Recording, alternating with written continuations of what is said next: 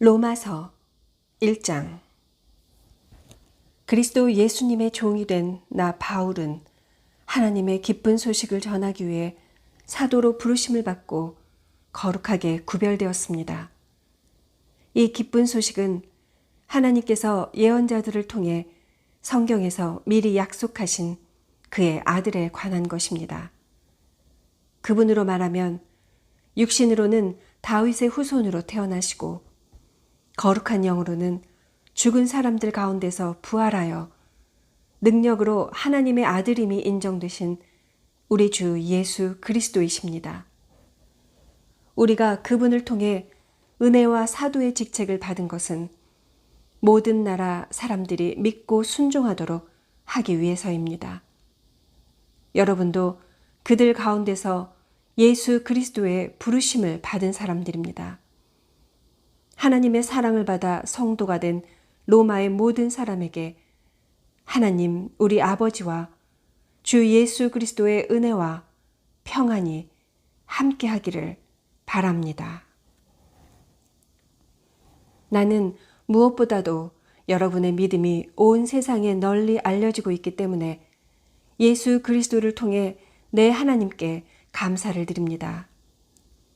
내가 그리스도에 대한 기쁜 소식을 전하며 정성껏 하나님을 섬기는 것과 또 여러분을 기억하며 쉬지 않고 기도하는 것을 하나님께서도 잘 알고 계십니다. 나는 하나님의 뜻 안에서 여러분에게 갈 수 있는 길이 열리기를 늘 기도하고 있습니다. 이처럼 내가 여러분을 간절히 만나려고 하는 것은 영적인 축복을 나눔으로써 여러분의 믿음을 강하게 하려는 것입니다. 다시 말해서 여러분과 내가 서로 믿음을 통해 힘을 얻으려는 것입니다. 형제 여러분, 내가 다른 이방인들 가운데서 좋은 결실을 얻은 것처럼 여러분 가운데서도 좋은 결실을 얻으려고 여러분에게 여러 번 가고자 했다는 것을 아시기 바랍니다. 그러나 지금까지 길이 막혀 뜻을 이루지 못했습니다. 나는 문화인이건 야만인이건 지혜로운 사람이건 어리석은 사람이건 모든 사람에게 빚진 자입니다. 그래서 로마에 있는 여러분에게도 기쁜 소식을 전하게 되기를 갈망하고 있습니다. 나는 이 기쁜 소식을 조금도 부끄러워하지 않습니다. 그것은 처음에 유대인에게만 해당되었으나 이제는 이방인에게도 전파되어 모든 믿는 사람들을 구원하는 하나님의 능력이기 때문입니다. 이 기쁜 소식에는 오직 믿음으로만 하나님과 올바른 관계를 갖게 된다는 것이 나타나 있습니다. 이것은 성경에 의로운 사람은 믿음으로 살 것이다 라고 쓰인 말씀과 같습니다. 그러나 악한 행동으로 진리를 막는 모든 죄인들에게는 하나님이 하늘에서 노여워하십니다. 이것은 하나님이 자기에 대하여 알만한 것을 그들에게 나타내셔서 그것이 그들에게 분명해졌기 때문입니다. 하나님이 세상을 창조하신 그때부터 보이지 않는 그의 속성, 곧 그의 영원하신 능력과 신성이 그가 만드신 만물을 통해 분명히 나타나서 알게 되었으니 이제 그들은 변명할 수가 없습니다. 그들은 하나님을 알면서도 그분을 하나님으로서 영광스럽게 하지 않고 감사하지도 않으며 그들의 생각은 쓸모없고 그들의 어리석은 마음은 어두워졌습니다. 그들은 스스로 지혜로운 체하지만 사실은 어리석어서 영원히 살아계시는 하나님을 섬기지 않고 오히려 썩어 없어질 사람이나 새나 짐승이나 기어다니는 동물 형상의 우상을 섬기고 있습니다. 그러므로 하나님은 그들이 마음의 정욕대로 추잡하게 살도록 내버려 두셨고 그들은 서로 몸을 더럽혔습니다. 그들은 하나님의 진리를 거짓된 것으로 바꾸었고 창조주 하나님보다는 그분이 만드신 것들을 더 경배하며 섬겼습니다. 그러나 길이길이 찬양을 받으실 분은 하나님이십니다. 아멘. 이것 때문에 하나님께서는 그들을 부끄러운 정욕대로 살게 버려두셨습니다. 그래서 여자들까지도 정상적인 성생활을 버리고 변태적인 짓을 즐기며 남자들도 그와 같이 여자들과의 정상적인 성생활을 버리고 자기들끼리 서로 정욕을 불태우면서 부끄러운 짓을 하여 그 잘못에 대한 마땅한 대가를 받았습니다. 사람들이 하나님을 알려고 하지 않으므로 하나님께서도 그들이 부패한 마음으로 악한 일을 하도록 내버려 두셨습니다. 그들은 온갖 부정, 추악, 욕심, 악한 생각, 시기, 살인, 다툼, 사기, 악으로 가득 차 있습니다. 그리고 그들은 수군거리며 서로 헐뜯고 하나님을 미워하고 건방지고 교만하며 자랑하고 악한 일을 꾸며내고 부모에게 불순종하고 미련하며 신의도 인정도 없고 무자비합니다. 이런 식으로 사는 사람은 죽음을 당한다는 하나님의 법을 알면서도 그들은 자기들만 이런 짓을 하는 것이 아니라 이렇게 하는 사람들을 옳다고 두둔까지 하고 있습니다. 2장. 여러분은 남을 판단하고 있습니까? 그렇다면 여러분은 죄인이 아니라고 변명할 수 없습니다. 왜냐하면 여러분도 그들과 똑같은 일을 하고 있기 때문입니다. 이런 일을 하는 사람에게는 하나님의 정의의 심판이 내린다는 것을 우리는 알고 있습니다. 자기도 같은 일을 하면서 남을 판단하는 사람은 하나님의 심판을 피할 수 없을 것입니다. 하나님의 자비로 인해서 사람이 회개하게 된다는 것을 모르고 오히려 그분의 넘치는 자비와 너그러움과 참으심을 업신여긴단 말입니까? 이런 사람은 고집이 세고 회개하지 않기 때문에 하나님의 정의의 심판 날에 받을 형벌을 스스로 쌓고 있는 것입니다. 하나님은 모든 사람에게 그 행위대로 갚아주실 것입니다. 참고 꾸준히 선한 일을 하며 영광과 존귀와 썩지 않을 것을 구하는 사람에게는 하나님께서 영원한 생명으로 갚아주시고 이기적이며 진리에 순종하지 않고 불의를 따르는 사람에게는 분노와 형벌로 갚으실 것입니다. 악한 일을 하는 사람은 유대인뿐만 아니라 이방인까지도 환난과 고통을 당할 것이며 선한 일을 하는 사람에게는 영광과 존귀와 평안이 있을 것입니다. 이것도 유대인이나 이방인이 마찬가지입니다. 하나님은 모든 사람을 차별하지 않고 똑같이 대하시기 때문입니다. 율법 없이 죄 짓는 사람은 율법에 관계없이 망하고 율법 아래서 죄 짓는 사람은 율법으로 심판을 받을 것입니다. 하나님 앞에서 의롭다는 인정을 받을 사람은 율법을 듣기만 하는 사람이 아니라 그 율법대로 사는 사람입니다. 율법 없는 이방인들이 본능적으로 율법이 요구하는 것을 실천하면 그들에게 율법이 없어도 그들 자신이 자기에게 율법이 됩니다. 그들의 행동은 율법이 요구하는 일이 그들의 마음에 기록되어 있다는 것을 보여주며 그들의 양심도 이것이 사실임을 증거하고 있습니다. 왜냐하면 그들의 생각이 서로 고발하며 변명하기 때문입니다. 내가 전한 기쁜 소식에서 말한 것처럼 하나님께서 예수 그리스도를 통하여 사람들의 모든 비밀을 심판하실 날이 반드시 올 것입니다.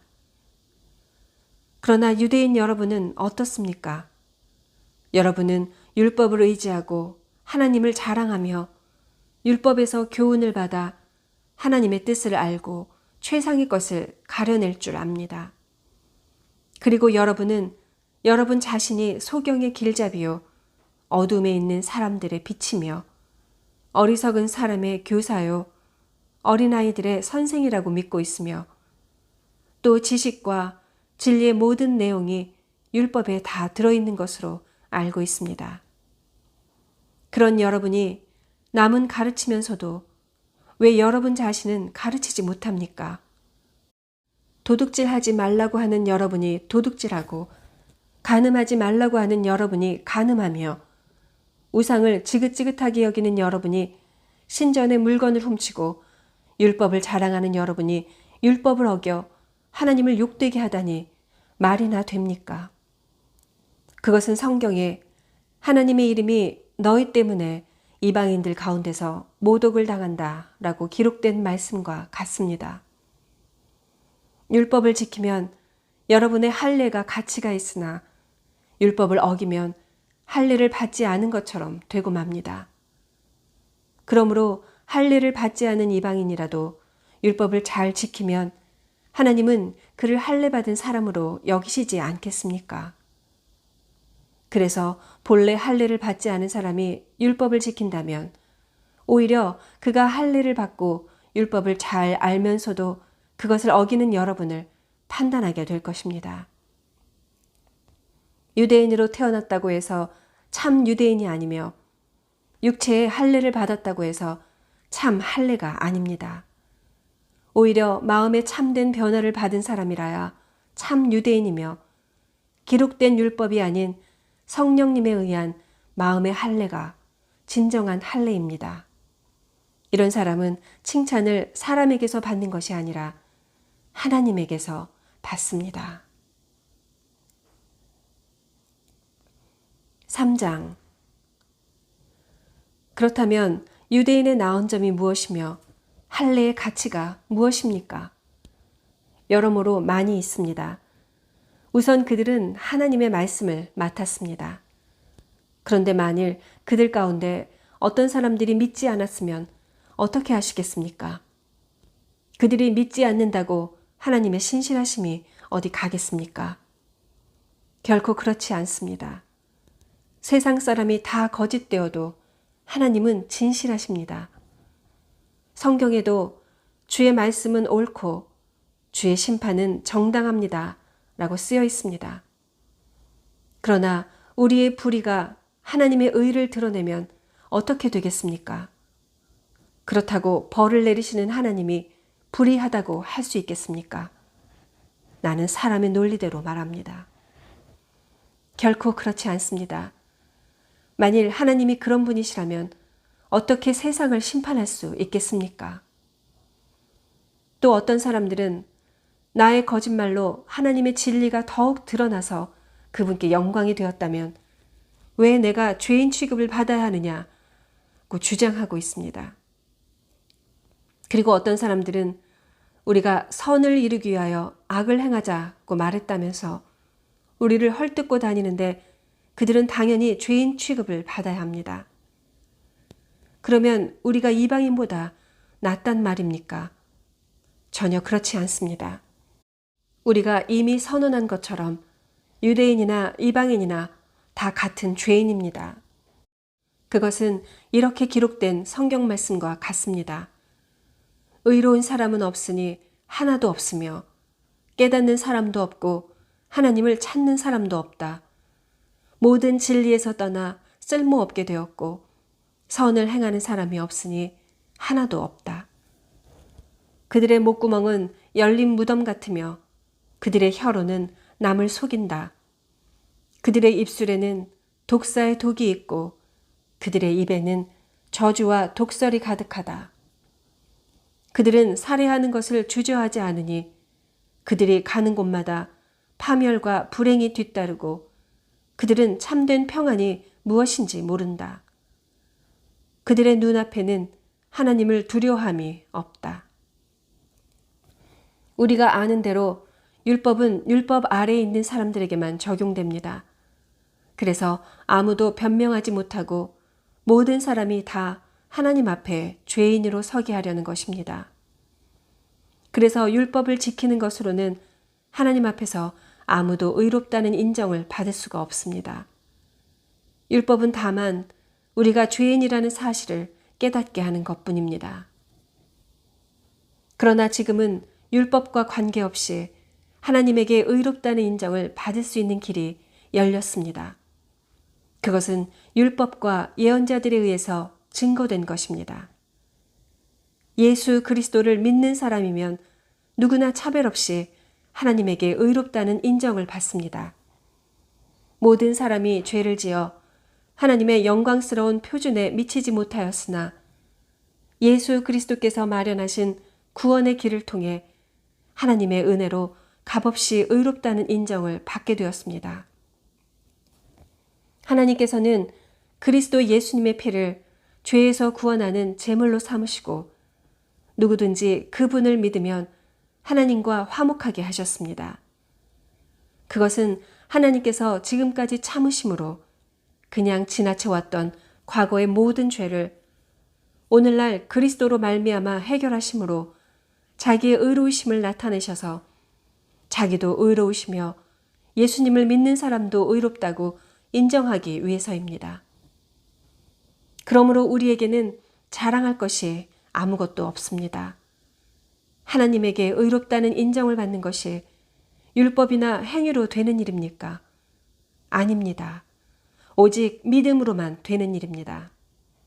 그러므로 우리는 사람이 율법을 지켜서가 아니라 믿음으로 의롭게 된다는 결론을 내립니다. 하나님은 유대인의 하나님만 되십니까? 아닙니다. 이방인의 하나님도 되십니다.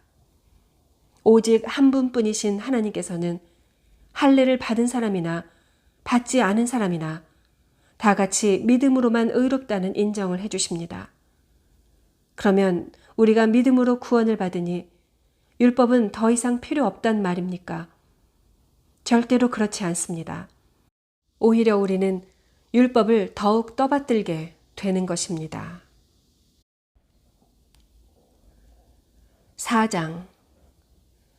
그러면 우리 조상 아브라함에 대해서는 어떤 결론을 내릴 수 있습니까? 만일 아브라함이 행위로 의롭다는 인정을 받았다면 자랑할 것이 있었을 것입니다. 그러나 사실 그에게는 하나님 앞에서 자랑할 것이 아무것도 없었습니다. 성경에는 아브라함이 하나님을 믿었으므로 하나님은 이 믿음 때문에 그를 의롭게 여기셨다라고 기록되어 있습니다. 일에서 받는 삭은 정당한 대가이지 선물로 거저받는 것이 아닙니다.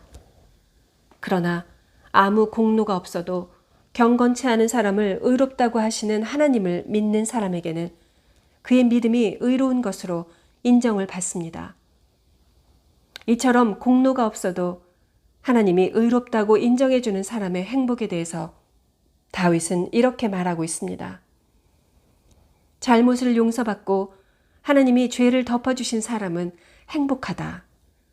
주께서 그 죄를 인정하지 않는 사람도 행복하다. 그렇다면 이런 행복은 할례를 받은 사람만이 누릴 수 있는 것입니까?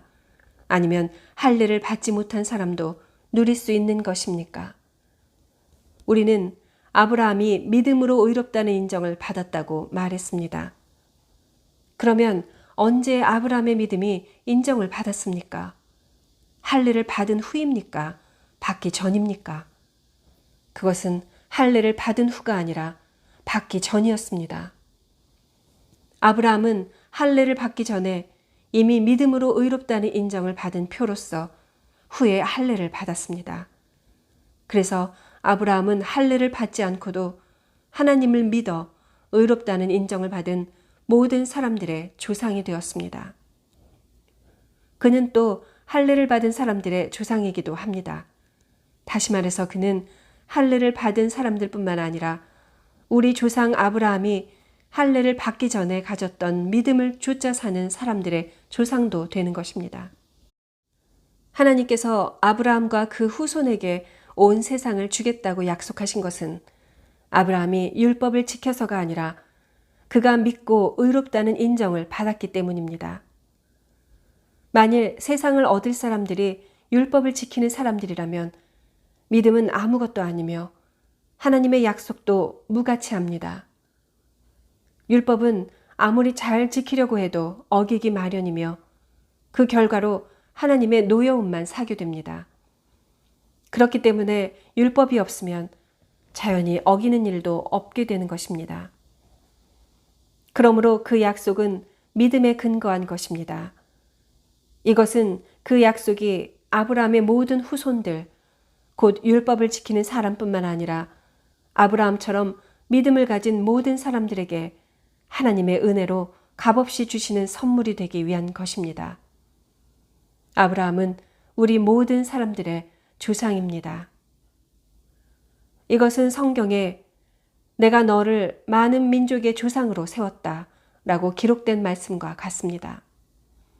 그는 하나님 앞에서 우리 조상이 된 것입니다. 그가 믿은 하나님은 죽은 사람을 살리시고 없는 것을 있게 하시는 분이십니다. 아브라함은 도저히 불가능한 것을 바라고 믿었으므로 내 후손도 저 별들처럼 많을 것이다 라고 하신 약속대로 그는 많은 민족의 조상이 되었습니다. 아브라함은 자기 나이가 100세가 다 되어 몸은 죽은 것과 다름이 없었고 그의 아내 사라도 나이가 많아 도저히 출산할 수 없는 것을 알고도 믿음이 약해지지 않았습니다. 그는 불신앙으로 하나님을 의심하지 않고 믿음에 더욱 굳게 서서 하나님께 영광을 돌리며 하나님께서 약속하신 것을 이루실 수 있다고 확신했습니다. 그래서 하나님은 이 믿음 때문에 그를 의롭게 여기셨습니다. 하나님이 그를 의롭게 여기셨다는 말은 그에게만 하신 것이 아니라 우리에게도 하신 말씀입니다. 우리 주 예수님을 죽은 사람들 가운데서 다시 살리신 하나님을 믿는 우리는 다 의롭다는 인정을 받게 될 것입니다. 예수님은 우리 죄 때문에 죽음을 당하셨고 우리가 의롭다는 인정을 받게 하시려고 다시 살아나셨습니다. 5장.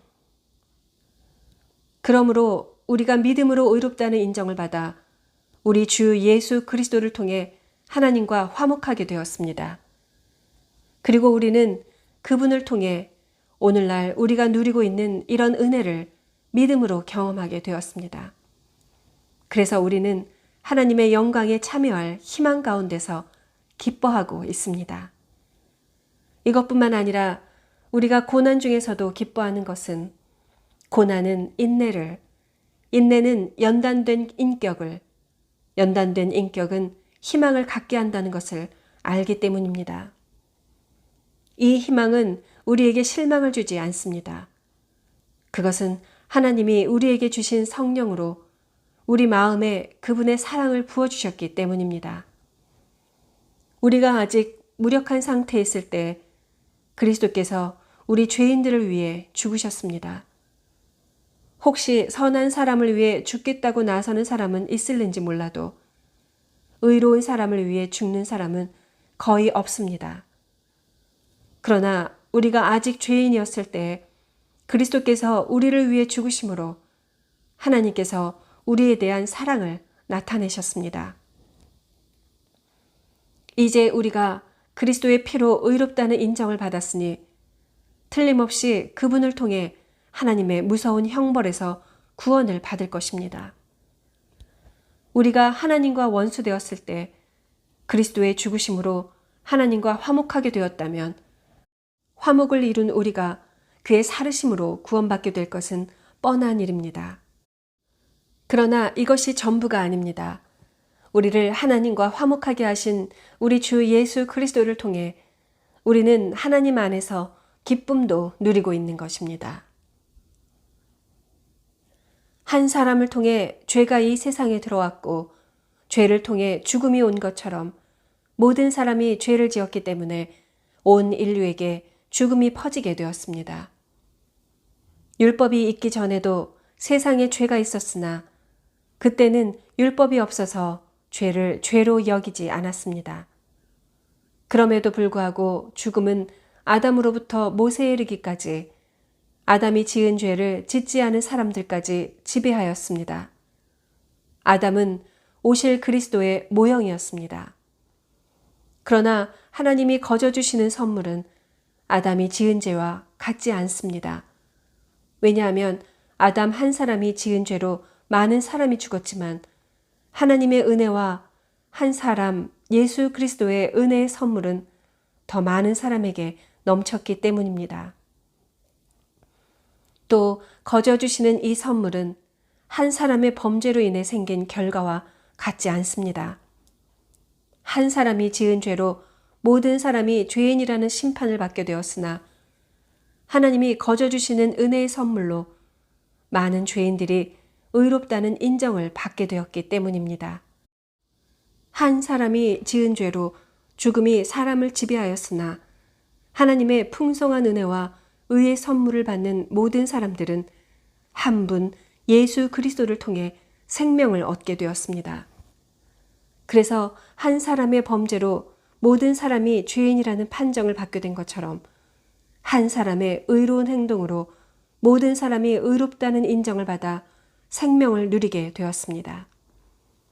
한 사람이 순종치 않음으로 많은 사람이 죄인이 된 것 같이 한 사람의 순종으로 많은 사람이 의롭게 될 것입니다. 율법이 들어와서 범죄가 늘어나게 되었으나 죄가 늘어난 곳에는 은혜도 더욱 풍성하였습니다. 그래서 죄가 죽음이란 수단으로 군림하게 된 것처럼 하나님의 은혜는 의로 군림하여 우리 주 예수 그리스도를 통해 우리를 영원한 생명으로 인도하게 되었습니다. 아멘.